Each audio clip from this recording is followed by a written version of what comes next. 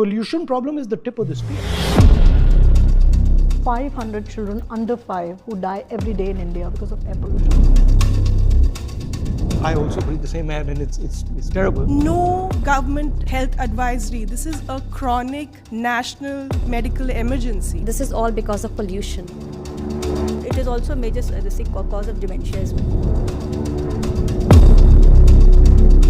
Everybody is affected by it. The poorest person who's living in Delhi and the richest person who's living in Delhi is affected.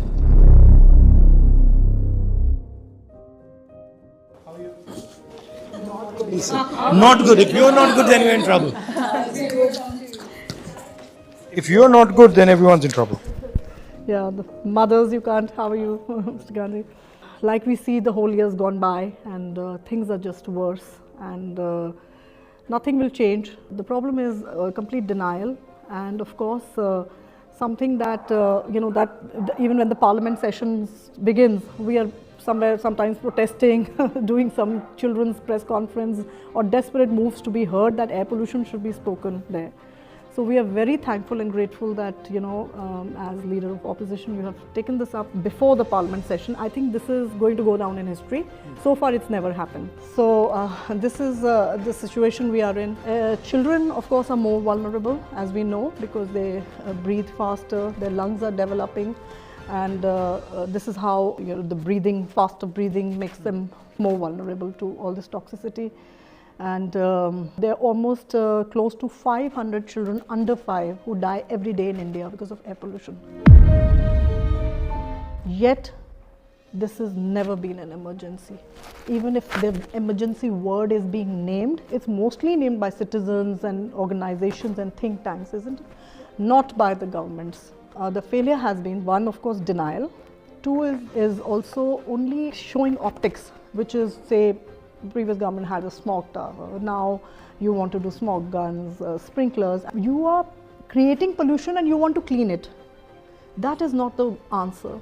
You have to prevent pollution at sources. That means the systemic changes that you have to bring in. And the systemic changes means a lot of work within the government that may not show, but it's the real work, the real intent, the real political will. So I saw changes in my son. We moved back from US when he was 5 and immediately he was not able to breathe. And for 10 years he was on nebulizer. He's 15 now. Now the fear of not being able to breathe is so much in his body that he doesn't go out to play. He doesn't want to run. He used to do skating. He doesn't want to do that because the moment he does that, the pollution is so much that even though his body has become a little bit stronger than it was before, he still faces breathlessness. And I personally talked to his doctor and I was like, the doctor said, ma'am, I cannot say this online, like in an interview, but this is all because of pollution. And he said that now in the past 10-15 years, most of the kids who are coming to me, I'm giving them nebulizer, I'm giving them steroids. Really, sir, this problem is, I'm telling you, it's horrible. My daughter was born 10 years ago and she was literally born into this pollution, and the angst and anguish that we all share just watching our children grow, breathing this toxic air, and honestly, like imagining what it's doing to their lungs, how it's setting them up for failure for the rest of their lives. Every day, if you're breathing such toxins from the day you're born, we all know that it's going to result in something drastic later in life. So there's such denial from the government. There's no government health advisory. This is a chronic national medical emergency. What are we doing to a whole generation of kids? What does it set them up for? Just to be really, really sick adults who in turn will impact the economy. It will hamper our country that we all love so much. Like we are really, the reason that it's easy to ignore is because it's not happening today. But we all know from personal experience that it is going to just, be like a bomb in the next 10 years if we don't act now. We should have been acting yesterday, but we definitely need to act now. The reason there is pollution is because there are stakeholders who benefit from the pollution.